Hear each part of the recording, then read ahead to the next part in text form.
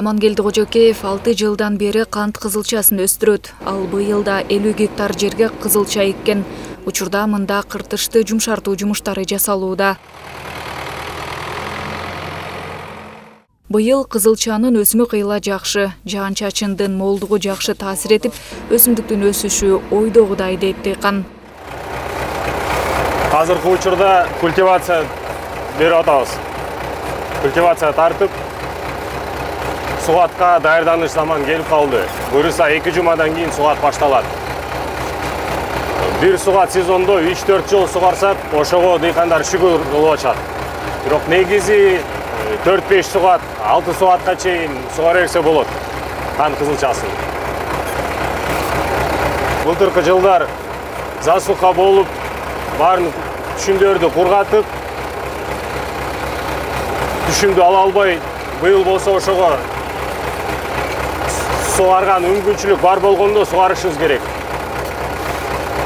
Өткөн жылга салыштырмалуу кылкандуу даан эгиндери да бийик, баш алышы барандуу түшүмгө үмүт арттырууда. Жазында тигилген, марттын аягында, апрелдин башында тигилген арпа. Алган башы эң сонун болуп турат. Вот бул деген, значит, биздин берекелүү болот деген ойдобуз. Туурасын айтыш керек, былтыр мен ушундай эгиним сонун болгон, абдан жакшы болгон, көрүнүшү.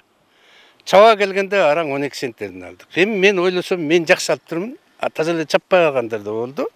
Вот андан кийин эми быйыл андай болбойт. Быйыл буюрса жакшы болот. Бүтсө болот, быйыл канчадан берет? Ну, быйыл где-то бир 25, эми ашырып сүйлөгөн болбойт. Ну, 20-30 тегерегинде алабыз быйыл. Бул орточо дегенде? Бул орточо дегенде. А кээ бир жерден 40 элден алышыбыз мүмкүн. Панфилов районунда 51 000 гектар айдоо жери болсо, мунун дээрлик 70%-на арпа, буудай айдалган. Мындан сырткары сынамык иретинде алгачкы жолу өстүрүлүп жаткан өсүмдүктөр да бар. Районун аймагында 12 000ден бир аз ашыгыраак көп жылдык чөптөр бар. Бул жалпы аянттын структуранын 20%-ын түзөт.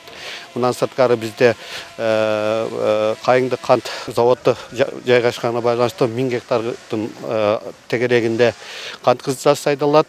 Андан сырткары техникалык өсүмдүктөрдөн май өсүмдүктөрүн сафлор 1,5 гектарга айдалат. Ошондой эле өрөөндө кулпунай менен малина талаалары да кеңейтилген. Азыркы тапта кулпунай терүү мезгили кызып, жумушчулар күн кечке түшүм жыйноо менен элек. Дыйкандарды түйшөлткөнү быйыл баанын төмөнүрөөк болуп жатышы.